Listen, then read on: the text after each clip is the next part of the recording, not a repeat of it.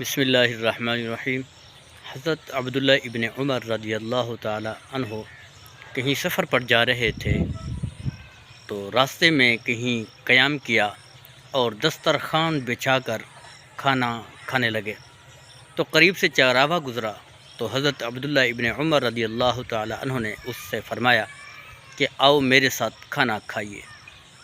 وہ چراواہ بولا کہ نہیں، میں روزے سے ہوں۔ حضرت عبداللہ ابن عمر رضی اللہ تعالیٰ عنہ نے فرمایا کہ اتنی گرمیوں میں بکریاں بھی چرا رہے ہو اور ساتھ روزہ بھی؟ تو اس نے کہا، ہاں، میں اپنی کوتاہیوں کی تلافی کر رہا ہوں۔ علماء بیان فرماتے ہیں کہ ہو سکتا ہے کہ وہ اس کا قضا کا روزہ ہو۔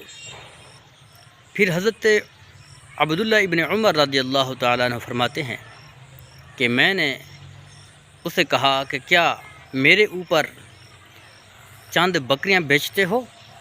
اس نے کہا کہ نہیں، یہ تو میرے مالک کی ہیں۔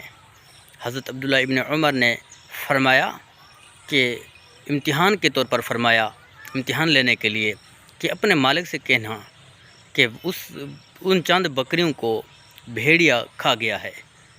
اور وہ چراواہ الٹے پاؤں بھاگتے ہوئے کہنے لگا کہ میرا اللہ کہاں ہے؟ یعنی اللہ میری کیفیت کو جانتا ہے، اللہ رب العزت میری کیفیت کو جانتا ہے۔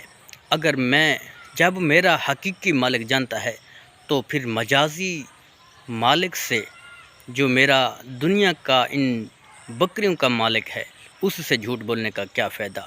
حضرت عبداللہ ابن عمر رضی اللہ تعالیٰ عنہ اس پر بہت ہی حیران ہوئے، اور واپس جب مدینہ شریف آئے تو حضرت عبداللہ ابن عمر رضی اللہ تعالیٰ عنہ نے اس چراوے کے مالک کو تلاش کیا اور اس مالک سے اس چراوے کو خریدا، اس غلام کو خریدا، اور ساتھ چند بکریاں بھی خریدیں، اور ان دونوں کو، اس غلام کو بھی آزاد کر دیا اور ساتھ ان کو چند بکریاں بھی دے دیں، اور کہا کہ مجھے احساس ہوا کہ تو اپنے مالک کی امانت سے کتنا لگاؤ رکھتا ہے اور کتنا تیرے دل کے اندر خوف خدا ہے۔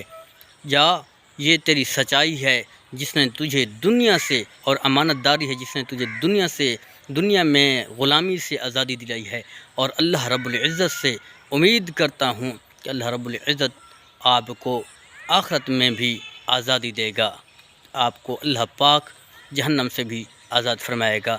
اللہ پاک سے دعا ہے اللہ پاک ہم سب کو سچ بولنے اور امانت داری کرنے کی توفیق عطا فرمائے، آمین بجاہ النبی الامین۔